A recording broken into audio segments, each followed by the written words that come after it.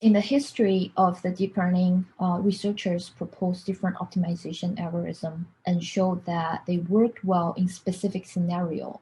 It's just like a lot of other things in deep learning. We have different paper on how to search for the right structure and activation function.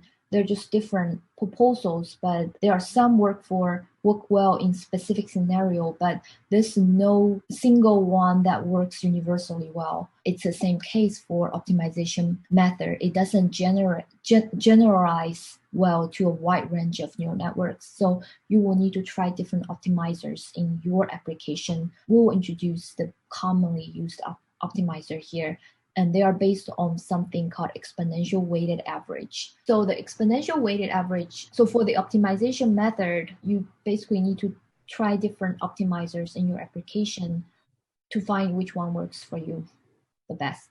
But all of this are based on this exponential weighted average idea. So the idea of exponential weighted is assuming you have this different temperature, a series of temperature, and the weighted average is defined as you have beta, so use the previous t minus 1 multiply beta plus 1 minus beta multiply theta t. You start with v0 equals 0, and then for v1, you calculate v1 as beta multiply v0 and plus 1 minus beta theta 1, and then you're moving forward. So you can, when beta is large, you basically average over a long period of days before. So approximately you average over 1 minus beta days before. So if beta equals 0.95, you basically approximately average 20 days of temperature. So if beta equals 0.8, which approximates 5 days average. And also you can see at the beginning, it actually is way off because V0 is set to be 0. So it's not a normal average. It's far away from the normal average. People use a way to correct the exponential weighted average.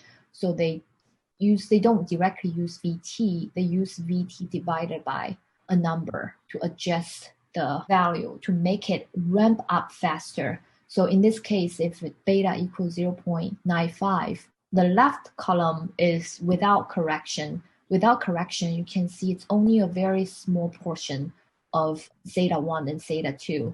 And you need to wait until it moves over because it approximately moves over 20 days. So you basically need to see a better blending after 20 days. With correction, you can make the blending faster. And the beta here can be used to adjust the rate.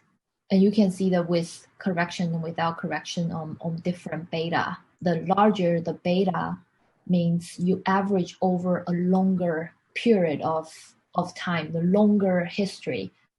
So why we want to use this average? Why not just use the derivative directly? Instead, we want to use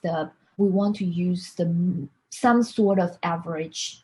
In this case, some intuition behind the moving average is if assuming you have two parameters b and w, and currently you are here, the blue dot here, right?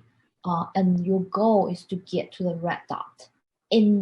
At this position, the blue dot is actually very, very close to the red in the direction of b, and it's very far away in terms of the direction of W, much further away in the direction of W horizontal. And what you want at this point is to move smaller step towards the direction of B, but you want to move further or faster towards W. You basically want to oscillate around B and move towards W.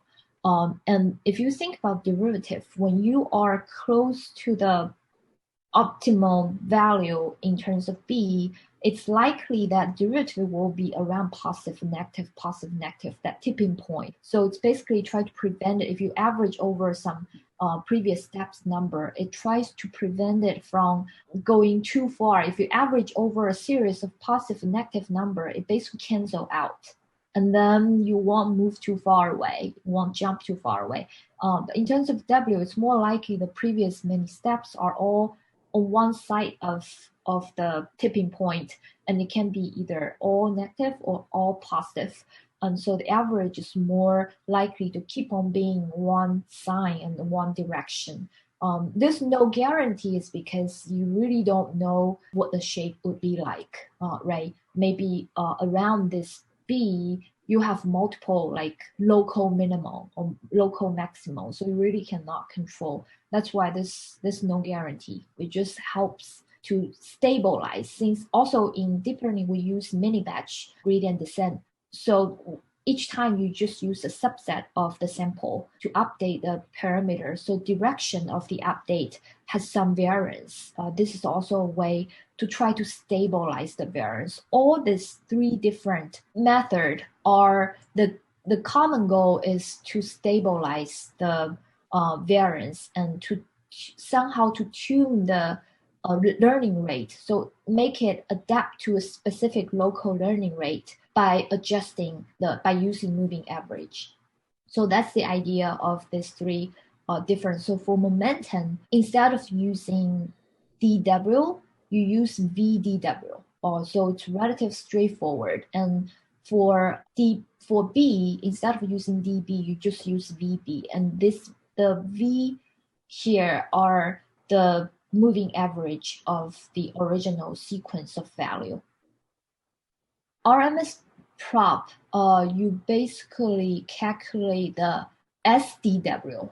It's another moving average. You average the magnitude of, because you use W square, you average the magnitude of the W and B, you ignore the sign, so you don't let it cancel out. Basically, you want to make sure when the magnitude is very big, you tune down the learning rate. When the magnitude is small, you tune up the learning rate. So this is another way to tune the learning rate. So you divide it by square root of S.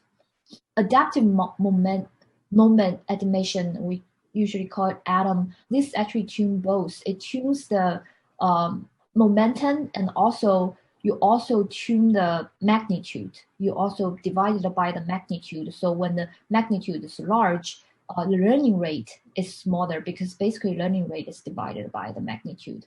And when the magnitude is small, you increase the learning rate in some way. And then you also have this VDW and VDB. That's basically will make the sign, that decide the sign. So you control both the sign, the direction, and the magnitude, basically. So momentum is more of about the direction. And then RMSprop is try to control the magnitude, how big. And then ATOM combines these two.